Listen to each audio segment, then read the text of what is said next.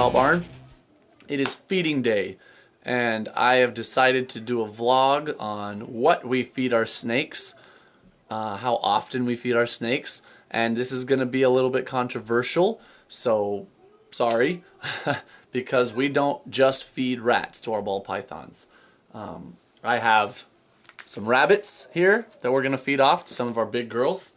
I have some gerbils here that well, not all of these obviously are going to get fed off, but we do have a snake that has only ever taken gerbils, and I'm going to talk about all this. So come along and I'll start thawing out rodents and talking about why we feed some of these crazy things to our ball pythons and why we don't just stick to rats like most people. So hopefully there's some of you out there who may have searched the forums before. Is it okay to feed my ball python mice? Is it okay to feed my ball python rabbits? I've seen people ask, is it okay to feed my ball pythons chicks? So I'm going to try and address some of that. And first of all, I do not have all the answers. I have never done a study, a scientific study of the exact nutritional needs of a ball python. Not only that, but no one ever has. So if you ever hear someone say something like, rats are better than mice nutritionally, they can't know that. It's not the case. We don't, I mean, it could be, but we don't know that. Rats are more convenient than mice, absolutely. But better nutritionally, is it healthier for the ball python? I doubt it, and there's no possible way they could know that because it hasn't been studied from the ball python's perspective. We can compare a rat and a mouse and say this one has a higher fat content. This one has a higher protein to bone content. We can compare ratios and all these things and the amount of trace nutrients and things like that, but we don't know which of those is better for the ball python, so it doesn't really matter. We can compare all day the two feed items, and it's not going to help us until we know, does the ball python need this percent fat or this percent fat? Anyways, so hopefully there's some of you out there who will be interested in this vlog. Hopefully there's not too many of you out there who will be mad at me because I do use some gerbils and some rabbits in our ball python feedings. Right off the bat, I do want to say I will never sell a ball python that is not eating rats or sometimes mice. Our little babies are often eating mice. And those are the two kind of accepted feed items for ball pythons in the reptile community. And I will respect that, and I'm totally fine with making sure anything I ever sell is eating what the customer is expecting, right? I wouldn't want a snake that's stuck on gerbils or something to go to somebody who can't get access to gerbils and then they can't feed their snake.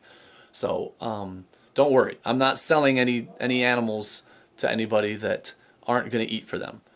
So that being said, why do we tend to feed rats? It's because they're convenient. They breed prolifically. They're legal in pretty much every state. They are a good nutritional package for the ball python. Here's another kind of side note. This is not a vlog against feeding rats to ball pythons. To me, rats are the #1 best thing to feed to a ball python because of all these reasons. They're extremely nutritious as far as we can tell, and what I mean is ball pythons have reached ripe old ages fed nothing but rats their whole life.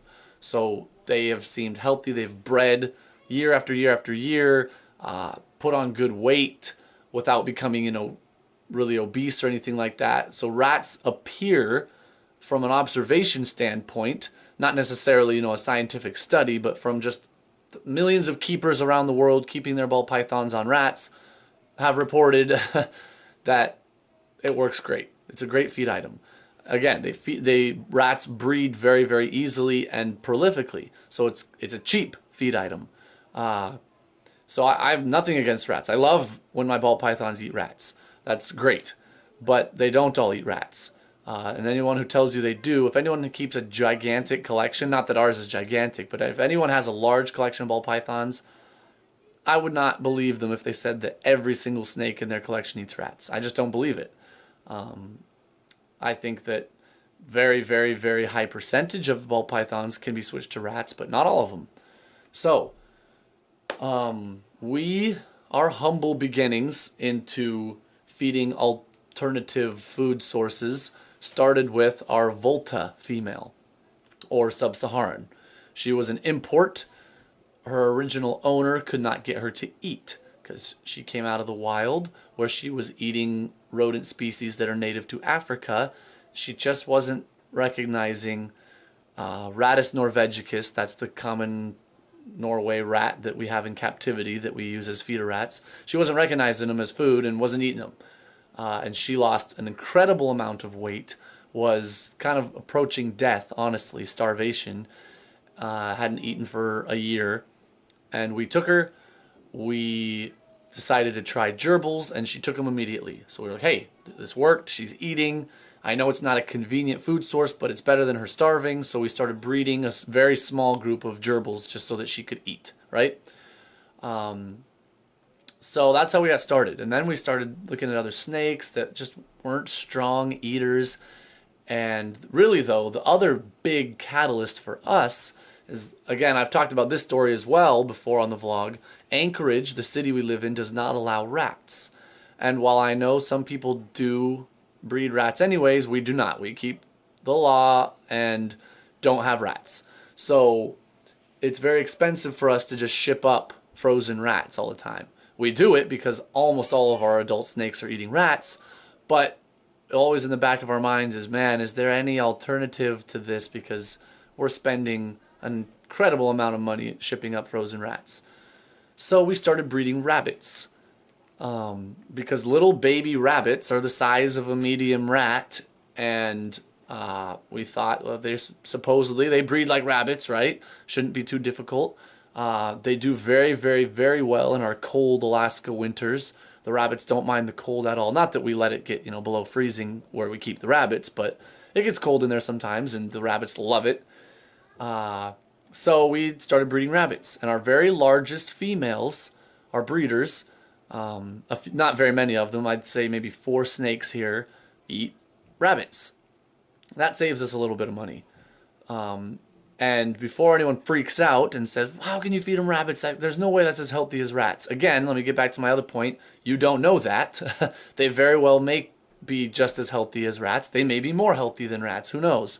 We don't know what's healthy for a ball python. We can just guess based on how they respond with their growth rate and their breeding and their behavior with what we're feeding them.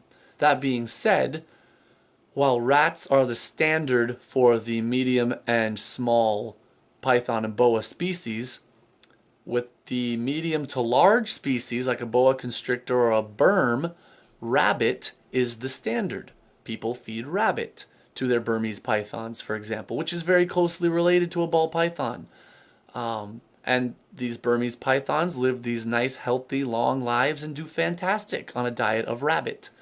So we thought, let's give it a try. Let's see how they respond. We kind of monitored their bowel movements, their growth rate, all these things, and they did spectacular.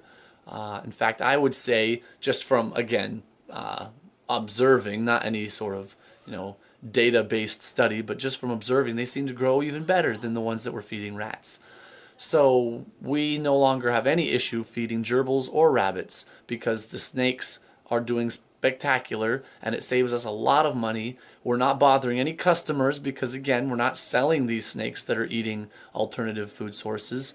So I guess my voice out there in the reptile community would be saying, yes, it is perfectly fine to feed rabbits or gerbils to your ball python.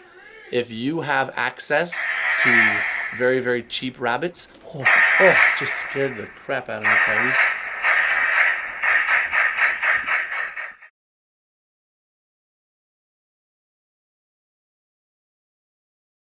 Do you want to see the camera? If you have access to a bunch of rabbits, if you live close to a rabbitry, for example, and you can get kits almost for free, and rats are very, very expensive, and you just are keeping these as pets anyways, there's nothing wrong with it. Please don't let the customs that have built up over the years deter you from trying new things. I've had absolutely no issue with doing this. Now, if you do see issues, please let us know. The rest of us out here in the reptile community. I see a snake. You want to see a snake? Yeah. Yeah, we will. We'll see lots of snakes. Yeah, is that what snakes say? Yeah. Yeah. But anyway, unless there's some sort of proof that these other feed items are bad for your ball python, I just don't think that we should be so close-minded and tunnel vision on rats, rats, rats. It has to be rats, otherwise you're a terrible reptile keeper. It's not true. So please, if you have other thoughts that I haven't addressed, if you have other concerns that I haven't addressed, let me know.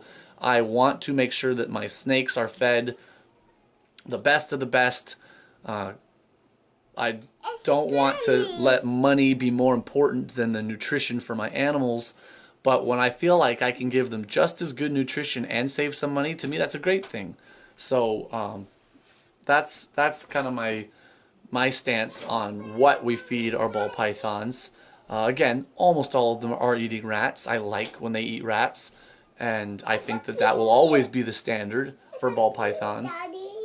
Yeah. But yeah, so let me pull out some of these that really need to get thawing so that we can feed tonight.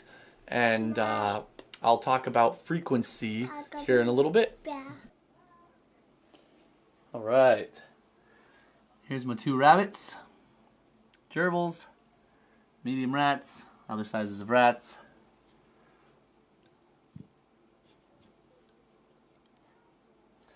So these are pretty decent sized here. These are going to a couple of very large, pushing 3,500, 4,000 grams females.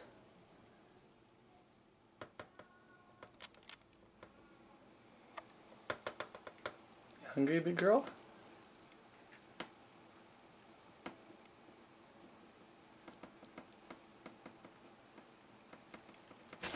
Yes, you are. There you go. You can see she is a chunky girl here. That rabbit really isn't a huge meal for her. I would guess this rabbit is I don't know, 180 grams maybe. A little bit bigger than the medium rats. And the only other rabbit for today is going to another Mojave. Very large female as well. Oh, and she looks hungry.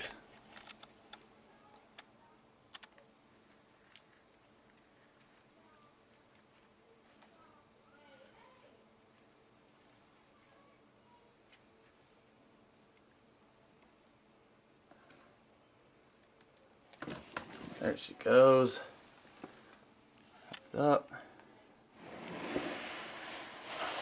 Okay. So we feed our adults every 2 weeks, not every week. Let me zoom. Oh, wrong way. There we go. Yeah, we feed our adults every 2 weeks rather than every week, which is, I think, more typical of breeders. Obviously, right after laying eggs, the females eat every week, big meals.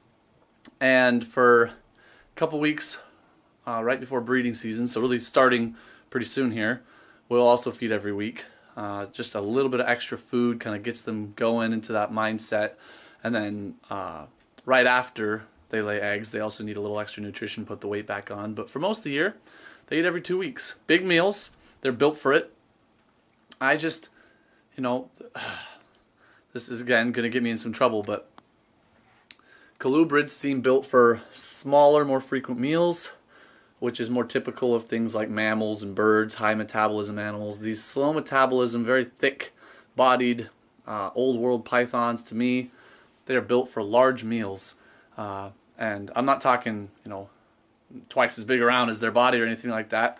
You don't want them to be sluggish or overweight, but they are built to take down large meals, and so I give them to them. But they don't need that large of a meal every week, in my opinion, my observation again.